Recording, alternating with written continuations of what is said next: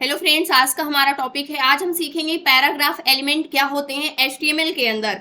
Paragraph element, the paragraph element, HTML element represents a paragraph. जो हमारा ये वाला टैग होता है इसको हम पैराग्राफ टैग बोलते हैं। ये क्या करता है एचटीएमएल के अंदर, किसको रिप्रेजेंट करता है? पैराग्राफ को रिप्रेजेंट करता है। जब भी बात पैराग्राफ की होती है तो पैराग्राफ के अंदर सिर्फ क्या नहीं आता है, सिर्फ टेक्स्ट ही नहीं आता है, इसके अंदर बहुत सारी चीजें आती है। जैसे कि हमारा क्या हो गया, कंटेंट हो गया। कंटेंट कुछ भी हो सकता है हमारा, इसको डिस्प्ले कराना है तो इसको हम कहां पर रख सकते हैं, अपने पैराग्राफ के अंदर रख सकते हैं। किसी भी बोल्ड टेक्स्ट को अगर हमें रखना है, यानी कि इसके अंदर बोल्ड टेक्स्ट भी आ सकता है, कंटेंट, बोल्ड टेक्स्ट, ये सारी चीजें क्या कहां पर आ सकती हैं, हमारे पैराग्राफ के अंदर आती हैं। और अगर हमें क्या करना है, इमेज भी ऐड करना है किसमें, पैराग्राफ में, तो ये भी आ सकता है। तो यानी पैराग्राफ का मतलब सिर्फ टेक्स्ट ही नहीं होता है कि जो टेक्स्ट ही हम लिखते हैं वही हमारा पैराग्राफ हो जाता है।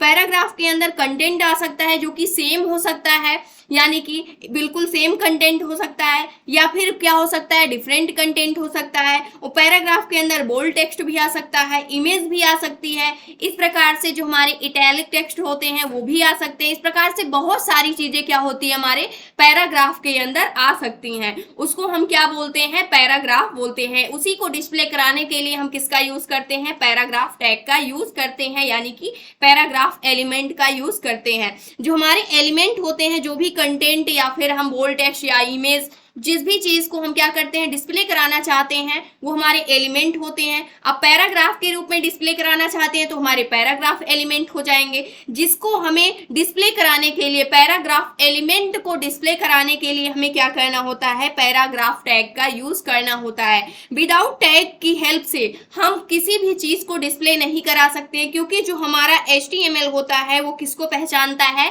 टैग को ही पहचानता है और बाकी सारी चीजों को नहीं पहचानता है। इसलिए जो भी इंफॉर्मेशन हमें पैराग्राफ के अंदर डिस्प्ले करानी है उसको हमें टैग के अंदर क्या करना होगा, रखना होगा।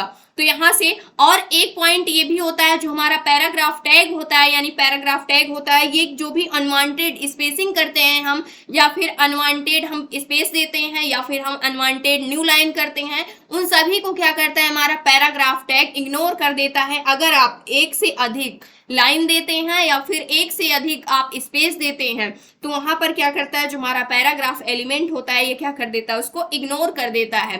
तो इसके लिए सबसे पहले हम क्या करते हैं, इसको HTML कोड के अंदर लिखते हैं, जहां से आपके सारे डाउट्स क्या होंगे, क्लियर होंगे। इसके लिए हमें क्या करना है, सबसे पहले पैराग्राफ टैग का यूज करके, जैसे कि हमने पहले भी किया हुआ है, सेम फाइल के अंदर हम लिखने वाले हैं। तो यहां से हम लिखते हैं this is my first paragraph. यहां से हमने क्या कर दिया, एक पैराग्राफ लिख दिया और इसको हमें क्या करना है, डिस्प्ले कराना है। कंट्रोल यस किया हमने और इसको हमने सेव कर दिया और यहां से हम क्या करेंगे, इसको ओपन करेंगे, रिफ्रेश करते हैं अपनी फाइल को। तो यहां पर क्या प्रिंट हुआ है, this is my first paragraph. यहां से हमें ये प्रिंट हो चुका है। अगर मैं क्या करूं, यहां पर मैंने इतना लिखा हुआ है, इसी को अगर हम यहां से क्या करते हैं, इंटर करते हैं नई लाइन के अंदर, एक लाइन का स्पेस देते हैं यहां से, और मैंने यहां पर लिख दिया this is my second paragraph. इस प्रकार से हमने यहां पर दे दिया। उसके बाद हमने इसको क्या कर दिया, सेव कर दिया। यहां से आप देखेंगे कि एक लाइन का हमने क्या दिया है, यहां पर स्पेस दिया है, गैपिंग दिया हुआ है। सेव करेंगे और इसको हम फिर से क्या करते हैं, अपनी फाइल को यहां से रिफ्रेश करते हैं। तो यहां पर आप देखेंगे ये सेम लाइन के अंदर ही हमारा क्या हो रहा है, जो पैराग्राफ है वो प्रिंट हो रहा है। तो यहां पर आप देख सकते हैं कि जो भी चीजें अगर हम यहां पर न्यू लाइन किए हुए हैं, नेक्स्ट लाइन में लिखने की कोशिश कर रहे हैं, लेकिन ये जो अनवांटेड स्पेस है वो HTML क्या करता है, नहीं पहचानता है, उसको क्या कर देता है, इग्नोर कर देता है, पहचान ही नहीं पाता है कि यहाँ पर कोई स्पेस दिया गया है। इस प्रकार से इसके आगे आप कितना भी स्पेस कर दो, इसे कोई भी फर्क नहीं पड़ेगा, ये सभी को पैराग्राफ के रूप में एक सिंगल लाइन के अंदर ही क्या करेगा, डिस्प्ले करेगा। इसके बाद और भी हम देखते हैं। अब यहां पर हम क्या कर सकते हैं, सेकंड, यहां से मैंने इन सभी को क्या कर दिया, एक सिंगल लाइन के अंदर कर दिया। इसको भी क्लोज कहां पर कर दिया, सिंगल लाइन के अंदर। हम यहां से क्या कर सकते हैं, पैराग्राफ के अंदर सेम रिलेटेड कंटेंट को क्या कर सकते हैं, डिस्प्ले करा सकते हैं। तो इसको हमने कॉपी कर लिया फर्स्ट वाले को, इसको सेकंड पैराग्राफ के अंदर हमने क्या कर दिया, यहाँ पे पेस्ट कर दिया। तो यहाँ से आप देखेंगे हम सेम कंटेंट को भी क्या कर सकते हैं, अपने पैराग्राफ के अंदर डिस्प्ले करा सकते हैं।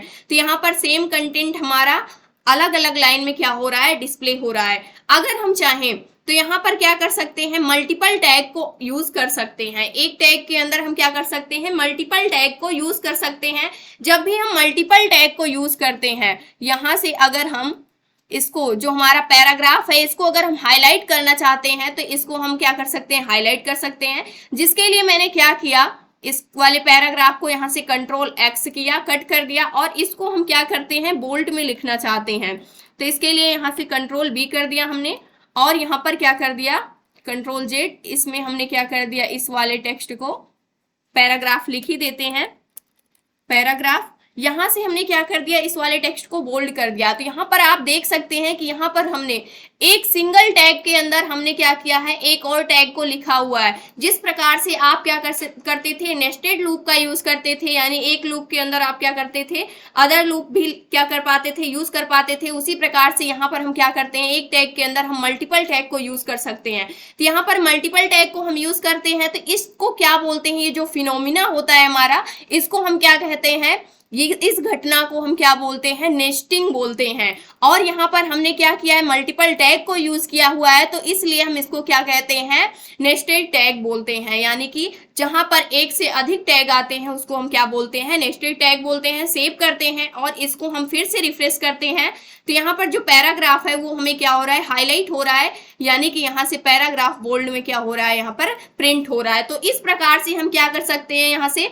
और एक जो निष्कर्ष निकलता है कि पैराग्राफ के अंदर अगर हम कोई भी अनवांटेड स्पेस देते हैं, अनवांटेड लाइन देने की कोशिश करते हैं, तो हमारा HTML क्या करता है, उसको वही पहचान पाता है, इसलिए उसको क्या कर देता है, इग्नोर कर देता है, और सिंगल लाइन के अंदर हमारे पूरे पैराग्राफ को क्या करता है, डिस्प्ले करता है। तो इस प्रकार से हम किसका यूज करते हैं, पैराग्राफ टैग का यूज करते हैं। अगर आपको क्या करना है, इसके अंदर किसी भी दूसरे टैग को यूज करना है तो आप क्या कर सकते हैं, आसानी से यूज कर सकते हैं। तो इस प्रकार से जो हमारा पैराग्राफ होता है, इसके अंदर सिर्फ हम क्या नहीं करते हैं, सिर्फ टेक्स्ट को ही नहीं लिखते हैं। पैराग्राफ के अंदर हमारे कंटेंट आ सकते हैं, रिलेटेड इंफॉर्मेशन आ सकती हैं, डिफरेंस इंफॉर्मेशन आ सकती हैं। इस प्रकार से अलग अलग चीजें क्या हो सकते हैं, इमेज आप ऐड कर सकते हैं पैराग्राफ के साथ। इस प्रकार से आप बोल्ड कर सकते हैं इसके टेक्स्ट को।